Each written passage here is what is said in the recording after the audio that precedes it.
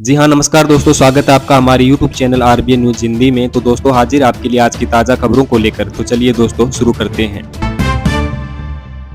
भांजे की शादी में बरा 1,31,00,000 का मायरा, 21 लाख रुपए केस, 28 तोला सोना, एक प्लॉट और कार दी। जी हां दोस्तों, राजस्थान में मायरा भरने की प्रथा को लेकर एक बार फिर नागौर चर्चा में है। सोमवार को किसान ने अपने भांजे की शादी में 1,31,00,000 का मायरा भरा। मायरे में 21 लाख रुपए केस, 28 तोला सोना, 75 लाख का एक प्लॉट, 15 लाख की कार और अन्य सामान दिया। मामला जिले से 55 किलोमीटर दूर खींवसर के धारणवास गाँव का है। जोधपुर के चटालिया गाँव के रहने वाले किसान पूनाराम सियाग के 3 बेटियां और एक बेटा हनुमाना राम सियाग है। सबसे बड़ी बेटी मंजू देवी की शादी धारणावास के रहने वाले रामकरण मुंडेल के साथ हुई थी। जितेंद्र की शादी सोमवार को नागड़ी गांव की पूजा से हुई है। मायरे में भाई हनुमान राम सियाग ने बहन को गोटेदार चुनरी उड़ाकर करीब 1,31,00,000 का मायरा भरा। पूजा के माता पिता राजीव सारण और चहती देवी हैं। जितेंद्र कंपटीशन एग्जाम की तैयारी कर रहे हैं। मुंडेल परिवार के लोग खेती करते हैं। दूल्हे की मामी प्रियंका सिहा कंजनाऊ ग्राम पंचायत की सरपंच भी है। चटालिया से सोमवार को कार, जीप और बसों में 600 लोगों का काफिला भात भरने धारणावास पहुंचा था। इस मायरे को देखने के लिए आसपास के गांव के लोग भी बड़ी संख्या में पहुंचे थे।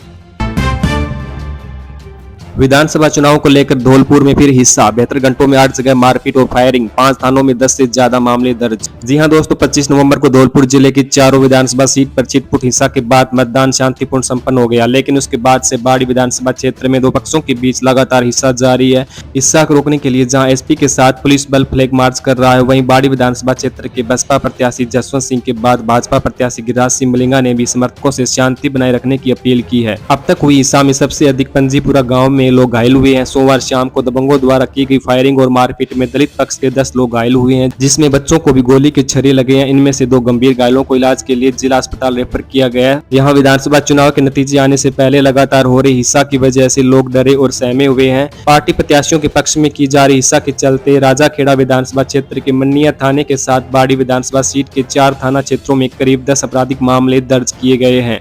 इन मामलों में दोनों विधानसभा क्षेत्र के 22 लोग घायल हुए हैं। इनमें गोली लगने से घायल हुए 2 गंभीर घायलों को जिला अस्पताल में भर्ती कराया गया है। थानों में दर्ज हुए मामलों में पीड़ित लोगों ने फर्जी वोटिंग करने के साथ प्रत्याशी के पक्ष में वोटिंग न करने पर मारपीट करने के आरोप लगाए हैं। जोधपुर कोटा में बारिश ने तोड़ा 12 साल का रिकॉर्ड। जयपुर में बरसात और कोहरा, सर्द हवाओं से ठिठुरन, 8 डिग्री तक गिर सकता है तापमान। जी हां दोस्तों, 2 दिन पहले एक्टिव हुए वेस्टर्न डिस्टेंस ने बारिश का नया रिकॉर्ड बना दिया है। जोधपुर में पिछले 12 साल में इतनी बारिश नवंबर के महीने में नहीं हुई। इसी तरह कोटा में भी ये दूसरा मौका है जब 12 साल में नवंबर की सर्वाधिक बारिश हुई हो। आज जयपुर, भरतपुर संभाग व शेखावाटी क्षेत्र में हल्के से मध्यम बारिश का दौर जारी रहने की संभावना है। अगले 2-3 दिन में दिन के तापमान में 4 से 8 डिग्री की गिरावट हो सकती है। जयपुर में भी सुबह कोहरा छाया, इसके बाद से बूंदाबांदी जारी है। मौसम विशेषज्ञों का कहना है कि इस सिस्टम का असर राजस्थान के पूर्वी हिस्सों में आज और रहेगा। देर शाम से पश्चिम और दक्षिण राजस्थान के जिलों में मौसम साफ होने लगेगा और उसके बाद घना कोहरा छा सकता है। राज्य में आज भी जयपुर, भरतपुर संभाग के जिलों में आसमान में बादल छाए हुए हैं। वहीं जोधपुर, बीकानेर, उदयपुर और कोटा संभाग के जिलों में सुबह से घना कोहरा देखने को मिला है। जैसलमेर, जोधपुर, बीकानेर, राजसमंद, पाली, बाड़मेर, जालोर समेत कई जिलों में आज सुबह घना कोहरा होने के कारण विजिबिलिटी कम रही और बाईपास पर गाड़ियों की आवाजाही प्रभावित रही। राजस्थान के मुख्य निर्वाचन अधिकारी की तबीयत ठीक, सांस लेने में तकलीफ और सीने में दर्द के बाद एसएमएस हॉस्पिटल में कराया था भर्ती। जी हां दोस्तों, राजस्थान के मुख्य निर्वाचन अधिकारी सीईओ प्रवीण गुप्ता की तबीयत अब ठीक है। मंगलवार सुबह अचानक तबीयत खराब हो गई थी। उन्हें सवाई मानसिंह हॉस्पिटल की इमरजेंसी में लाया गया था। गुप्ता को सुबह सांस लेने में तकलीफ हुई थी। गुप्ता का मेडिसिन और हार्ट से जुड़े विशेषज्ञों ने इलाज किया। प्रारंभिक जांच में सामने आया कि खाना पचने से सांस लेने में तकलीफ हुई। सूत्रों के मुताबिक सुबह घर पर भोजन करने के बाद ही प्रवीण गुप्ता को सीने में दर्द हुआ। इसके बाद उन्हें सुरक्षा गार्डों और घर के सदस्यों ने संभाला। वे बेहोश हो गए। इसके बाद उन्हें हॉस्पिटल लाया गया था। उनकी ईसीजी रिपोर्ट नॉर्मल है। प्रारंभिक जांच और डॉक्टरों से हुई बात में सामने आया कि उनको पहले सीने में दर्द हुआ था, इसके बाद सांस लेने में तकलीफ हुई थी। ईसीजी, ब्लड की जांच और एक्सरे करवाने और प्रारंभिक उपचार देने के बाद उन्हें मेडिकल आईसीयू में शिफ्ट किया गया है। इसके बाद उन्हें होश आ गया। बता दें कि साल 1995 बैच के आईएएस अधिकारी प्रवीण गुप्ता साल फरवरी 2020 से जुलाई 2020 तक जांच विभाग में कमिश्नर रहे। इसके अलावा वे रेवेन्यू बोर्ड अजमेर में सदस्य, फाइनेंस डिपार्टमेंट में सचिव, सामाजिक न्याय एवं अधिकारिता विभाग में आयुक्त के अलावा मुख्यमंत्री ऑफिस में विशेष सचिव और उप सचिव के पद पर भी रह चुके हैं। इससे पहले वे भरतपुर और झालावाड़ के कलेक्टर भी रह चुके हैं। किसे जिताएगा मुस्लिम बहुल सीटों पर बढ़ा हुआ मतदान, 10 से 12 सीटों पर 2 से 5% वोटिंग ज्यादा। पोखरण में सबसे अधिक 87.79% मतदान। जी हां दोस्तों, राजस्थान में इस बार चुनाव में वोटों का ध्रुवीकरण हुआ है। करीब 10 से 12 ऐसी सीटें हैं जहां मुस्लिम समुदाय पहले से तीसरे नंबर का सबसे बड़ा मतदाता समूह है। इन सीटों के लिए भाजपा ने विशेष रणनीति बनाई थी। इन सीटों पर उनके आसपास की सीटों पर पीएम मोदी और उत्तर प्रदेश के मुख्यमंत्री योगी आदित्यनाथ की सभा या रोड शो भी करवाया गया था। इसके अलावा 3 सीटों पर संत समाज के लोगों को टिकट भी दिए। इसका असर यह हुआ कि इन सीटों पर मतदान 2 से 5% तक बढ़ गया। हालांकि 3 दिसंबर को इसका खुलासा हो जाएगा कि बढ़ा हुआ मतदान किसके लिए फायदेमंद साबित हुआ। एक्सपर्ट्स का कहना है कि ध्रुवीकरण के बीच अक्सर उत्तर प्रदेश, दिल्ली, बिहार, पश्चिमी बंगाल, गुजरात, मध्य प्रदेश, महाराष्ट्र और आंध्र प्रदेश के कई विधानसभा क्षेत्रों में मतदान प्रतिशत बढ़ जाता है, लेकिन राजस्थान में ऐसा पहली बार देखने को मिला। राजस्थान में करीब 25 सीटों पर मुस्लिम समुदाय पहले से दूसरे नंबर, तीसरे, चौथे, पांचवें या छठे नंबर के सबसे बड़े मतदाता वर्ग में गिना जाता है। इनमें 10 से 12 सीटों पर निर्णायक स्थिति में है। इन सीटों में मुस्लिम समुदाय पहले, दूसरे या तीसरे नंबर का सबसे बड़ा मतदाता समूह है। सीबीएसई बोर्ड परीक्षा का कार्यक्रम जारी 15 फरवरी से 10 अप्रैल तक। जी हां दोस्तों, श्रीगंगानगर केंद्रीय माध्यमिक शिक्षा बोर्ड की 10वीं 12वीं की परीक्षा 15 फरवरी से 10 अप्रैल तक होगी। परीक्षा की अवधि 55 दिन की होगी। प्रैक्टिकल परीक्षा 1 जनवरी से शुरू होगी। 10वीं बोर्ड की परीक्षा अप्रैल 2024 तक समाप्त होगी। सीबीएसई सिद्धांत परीक्षा से पहले व्यवहारिक परीक्षण करता है।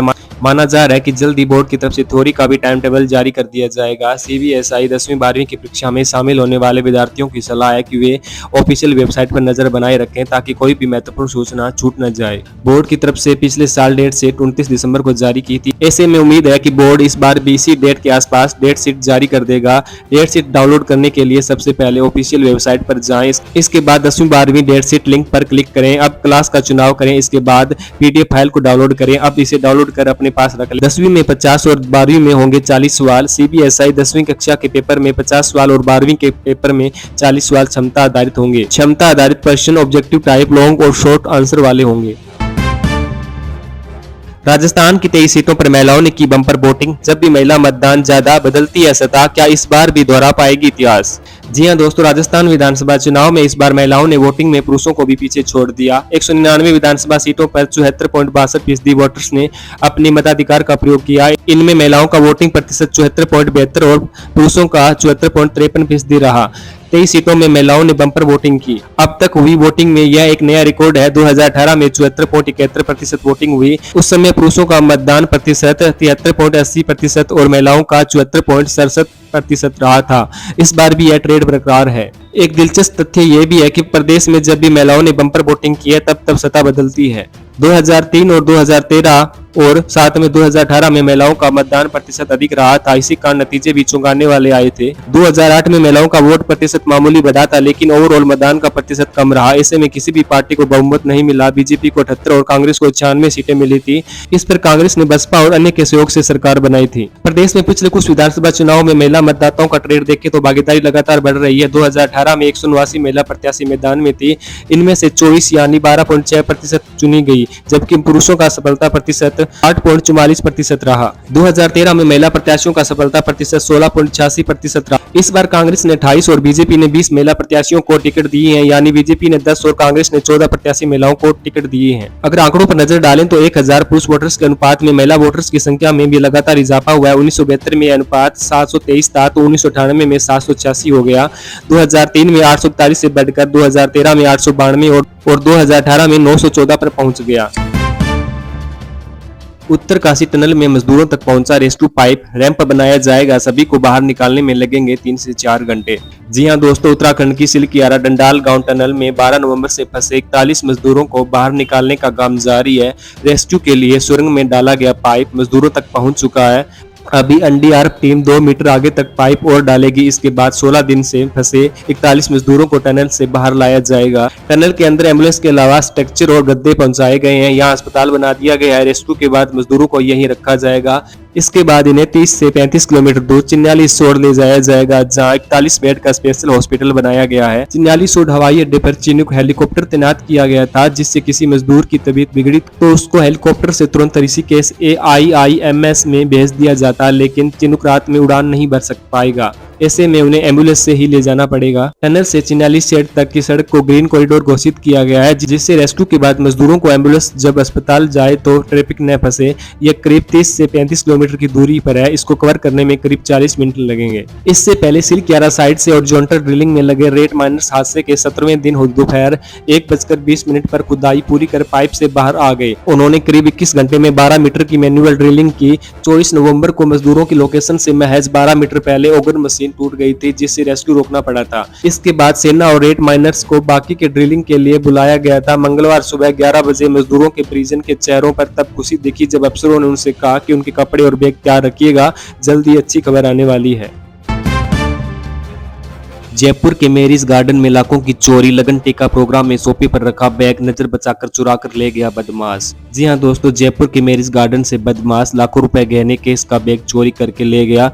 लगन टीके के प्रोग्राम के समय बिल्डर पिता ने बैग को सोफे पर रखा था। नजर बचाकर बदमाश सोफे पर रखा बैग चोरी करके ले गया। करणी विहार थाने में पीड़ित बिल्डर ने चोरी का मामला दर्ज करवाया है। हेड कांस्टेबल राधेश्याम ने बताया, जगदम्बा नगर करणी विहार निवासी श्रवण कुमार भादु ने रिपोर्ट दर्ज करवाई है। उनका श्री बंदे बालाजी के नाम से बिल्डर का काम है। 23 नवंबर को उनकी बेटी की शादी का प्रोग्राम गांधी पथ स्थित मैरिज गार्डन सगुन पैराडाइज में रखा गया था। शाम करीब 6-7 बजे लगन टीका का प्रोग्राम चल रहा था। प्रोग्राम के दौरान उन्होंने कंधे पर लटका बैग पास ही सोफे पर रखा। कुछ ही देर बाद बारात के स्वागत के लिए बैग भूल कर चले गए। महज कुछ देर बाद ही याद आने पर बैग संभालने पर गायब मिला। काफी ढूंढने के बाद भी बैग नहीं मिला। नजर बचाकर बदमाश मौका पाकर सोफे पर रखा लाखों रुपए का बैग उठाकर ले गया। बैग चोरी होने की सूचना पर करणी विहार थाना पुलिस मौके पर पहुंची। पीड़ित ने पुलिस को बताया कि बैग में 11 लाख रुपए कैश और करीब 7 लाख रुपए कीमत के गहने रखे थे। पुलिस मैरिज गार्डन में लगे सीसीटीवी फुटेजों को खंगालने के साथ ही चोर की तलाश कर रही है। अगर राजस्थान में भाजपा की सरकार बनी तो कौन होगा सीएम? इस नए चेहरे समेत 5 नेता दौड़ में शामिल। जी हां दोस्तों, मतदान बढ़ने के साथ ही भाजपा ने प्रचंड बहुमत मिलने की उम्मीद जताई है, मगर पार्टी ने अभी तक सीएम फेस की घोषणा नहीं की है, जिसे लेकर कसमकस जारी है। हालांकि केंद्रीय गृह मंत्री अमित शाह साफ कह चुके हैं कि विधायक दल सीएम का फेस तय करेगा और उसके बाद पार्लियामेंट्री बोर्ड अंतिम निर्णय करेगा। पार्टी के कई नेता इस दौड़ में नजर आ रहे हैं। पूर्व मुख्यमंत्री वसुंधरा राजे भी इस दौड़ में शामिल हैं। राजे को झालरापाटन से प्रत्याशी बनाया